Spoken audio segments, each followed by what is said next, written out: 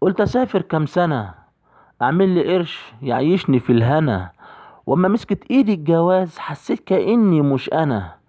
يومها امي خدتني في حضنها، قلت لها يما كلها كام سنة، همسك فلوس واعيش في عز وهعيشك يما في الهنا. يومها ابويا بصلي وقال لي يا ابني ملكش عيشة غير هنا، مهما تلف وتروح بلاد لك رزق تاخده من ربنا. قلت اسافر، ما الناس كتير بتروح وتيجي اشمعنى انا. قال لي يا ابني اوعى تنسى ابنك ضناك، واوعى تاخدك غربتك دي مننا. وجيت سافرت ونزلت ضيف عند ناس من عندنا، قالوا لي جيت للشقة اقعد معانا جنبنا، واعمل حسابك تطبخ وتغسل وتكون حياتك زينا، وادعي لامك ايام ما كنت عايش معاها في الهنا. جيت انام افتكرت ابني بيقول يا بابا اوعى تسيبنا لوحدنا، نزلت دموعي وبكيت في سري لحد يشمت فيا انا.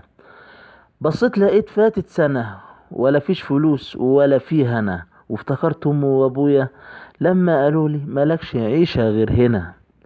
ميدو هيما 54 @yahoo.com.